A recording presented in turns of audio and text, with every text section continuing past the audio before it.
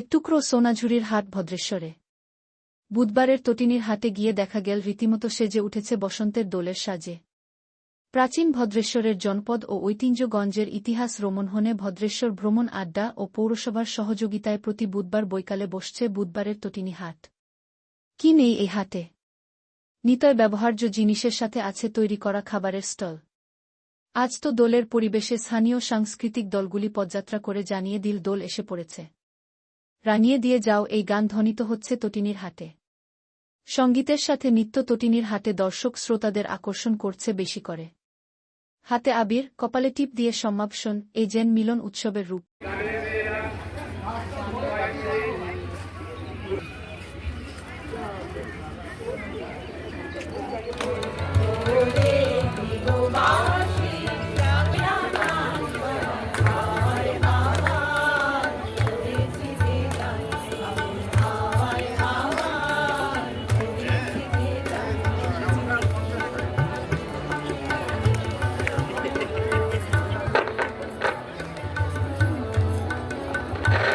আমরা গত বছরের বৈশাখ মাস থেকে তটিনী হাট ভদ্রেশ্বর পৌরসভার সহযোগিতায় ভদ্রেশ্বর ভ্রমণ আড্ডা আমরা এই হাটটা চালু করেছি।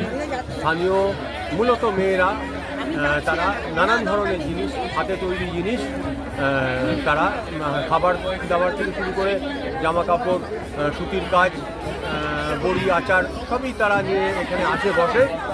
এইভাবে এই বৈশাখে এক বছর হয়ে যাবে।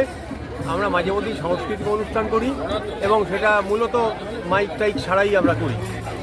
আজকে একটা প্রচারের জন্য মাইক এসেছিল, সেইটা আমরা সামান্য একটু ব্যবহার করেছি, নচেত আমরা ওই চোঙা ফুটে আমাদের অনুষ্ঠান। আজকে কি কর্মসূচি? আজকে এখানে আছে তিনটে, আমাদের এখানে উদাসীন একটা গোষ্ঠী, ইন্দিরা নৃত্যালয় একটা গোষ্ঠী, এবারে তিনটে গোষ্ঠী এরা এখানে কালচারাল প্রোগ্রাম করছে, নাচের গানের সব অনুষ্ঠান এইগুলো হচ্ছে।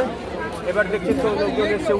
এর উদ্দেশ্যটা কি, মানে কেন করলেন? আমরা একটা মানুষের মধ্যে একটা সৌহার্দ্য বা ভালোবাসা ইয়ে করা, এবং আমাদের চতুর্দিকে যে বিভেদের মতো ব্যাপার চলছে সেইটা যাতে না হয়, এবং স্থানীয়ভাবে মেয়েদের যাতে একটা রোজগার হয় বা বেশি করে মানুষ এই হাটের প্রতি আকর্ষিত হয়। অবশ্যই পুরনো সেই হাটের একটা ইমেজ ফিরে আসা। অনেকেই তো শান্তিনিকেতন যান, সোনাঝুরি হাট বা এই করতে, সবার পক্ষে তো সম্ভব হয় না।